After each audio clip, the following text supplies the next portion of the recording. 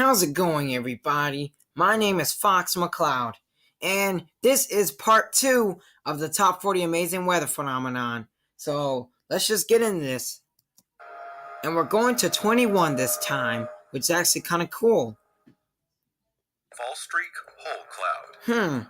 A fall streak hole cloud, or hole punch hole cloud, is a large circular or elliptical gap that can appear in a cirrocumulus or altocumulus clouds. Such holes are formed when the water temperature in the clouds is below freezing, but the water has not frozen yet due to the lack of ice nucleation particles.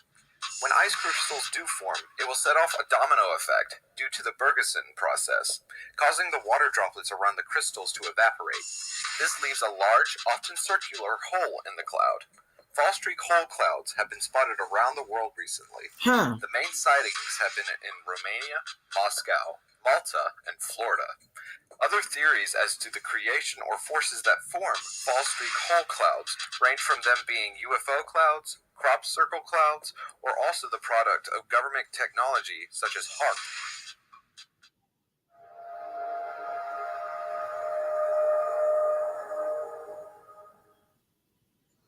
Sun halos. Like rainbows, sun halos are formed around the sun due to the moisture being refracted from the sun's rays in the upper atmosphere.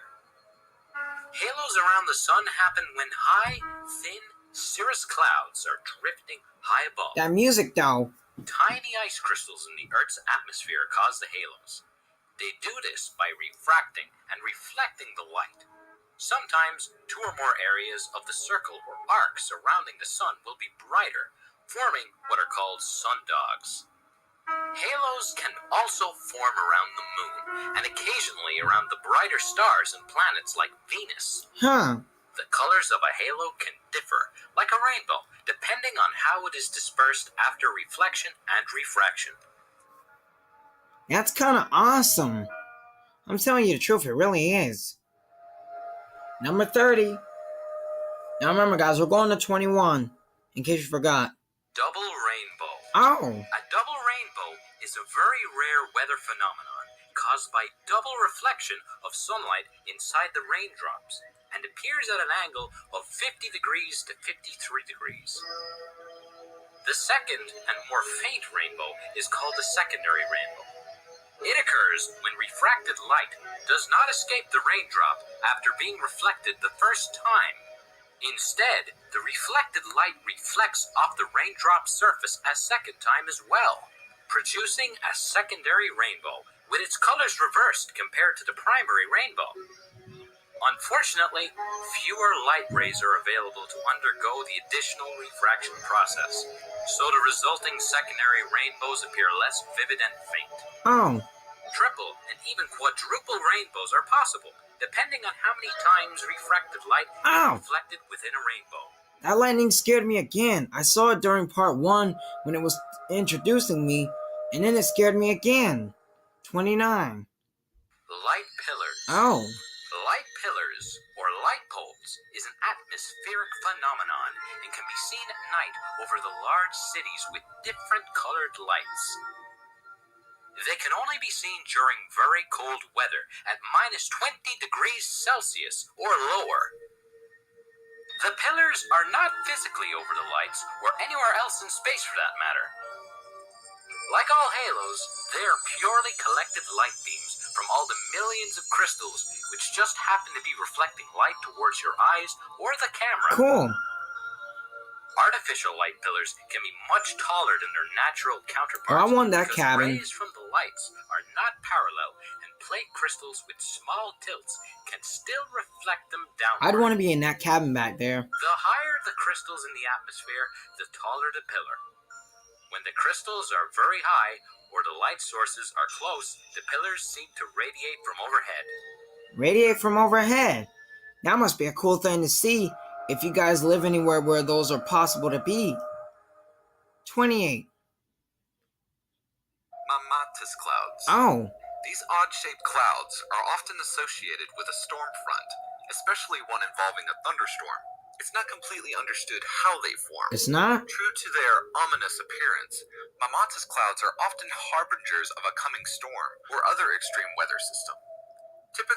composed primarily of ice, they can extend for hundreds of miles in each direction, and individual formations can remain visibly static for 10 to 15 minutes at a time. Okay. While they may appear foreboding, they are merely the messengers before or even after severe weather. All right.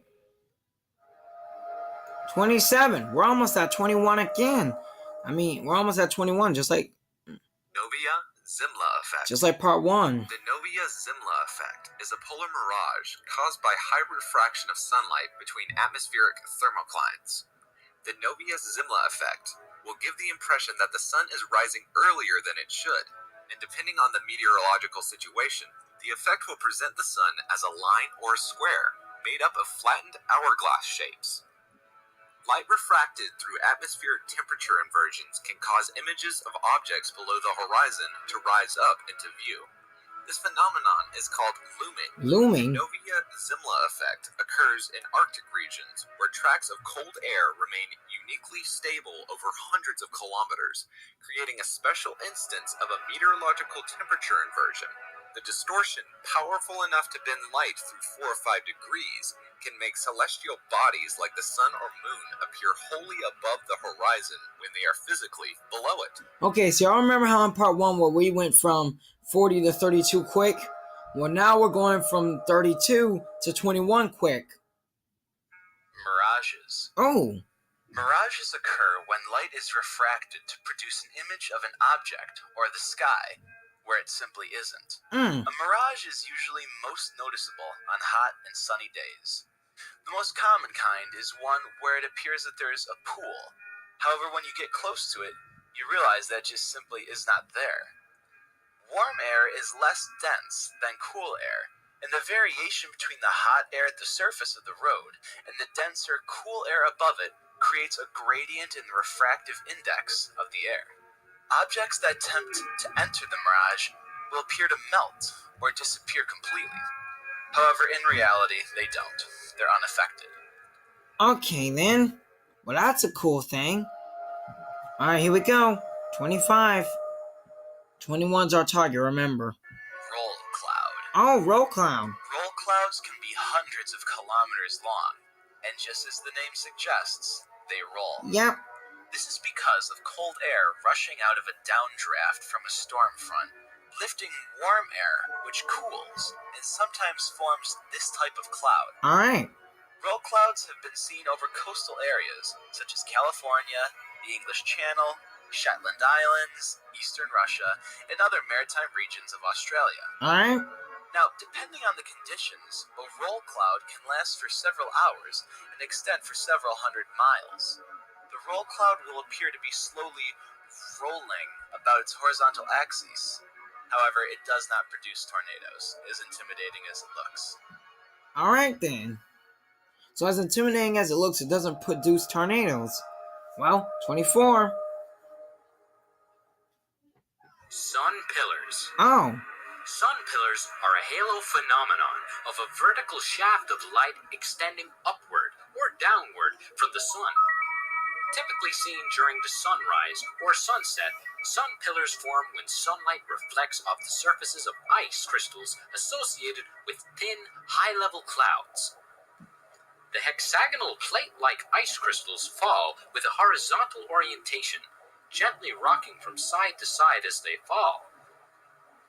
When the sun is low on the horizon, an area of brightness appears in the sky above or below the sun, as sunlight is reflected off the surfaces of these tipped ice crystals. Sun pillars are seen best within a few minutes of sunrise or sunset. Okay. Initially, they have about the same color and width as the sun. Yeah. But sun pillars will gradually change their color from orange-white to red-orange. That's cool color combination right there. Number 23, guys. Almost here. Almost there. Noctilucent clouds. Whoa, awesome. Noctilucent clouds are atmospherically high clouds That's cool. that refract light at dusk when the sun is already set, illuminating the sky with no seeming light source. The clouds are seasonal, so they are only seen from mid-May to mid-August. Noctilucent clouds become visible about the same time as the brightest stars are usually bluish or silvery, but sometimes orange or reddish. They most closely resemble thin, streaky cirrus clouds and are thought to be made of ice crystals. Oh. Noctilucent clouds are the highest cloud in Earth's atmosphere, forming above 200,000 feet. Whoa. They are typically faint, but occasionally become visible during twilight when the sun is below the horizon and the clouds become illuminated. Okay. No one's quite sure why they form, and indeed they weren't seen before 1885, and so there is some suggestion that they are linked with man-made climate change. That is so awesome. Well, 22, the last one before we end part 2 this time. Red moon and blue moon. Due to different atmospheric issues, the moon will occasionally appear tinged with a color. This can be caused by excess smoke or dust, or even eclipses. This could all play into the effect that makes the moon appear to change color. Red moons, which can usually be caused by dust particles or lunar eclipses, are much more common than blue moons. Alright. Blue-colored moons do occur, but very rarely, when dust or smoke particles in the air are of a very specific size. Such particles help create a blue-colored moon by scattering blue light. The phrase, "once in a blue moon," is colloquially used to suggest that something is very rare. The more you know. Wow. Okay, then. The more you know. Yeah, I hear that a lot. Well, guys, I hope you guys enjoyed part 2 of this video. And as always, if you did, leave a like, comment, and subscribe. And yeah. So, yeah, I hope you guys enjoyed part 2, and I'll see you guys in part 3. Have a good day, everyone.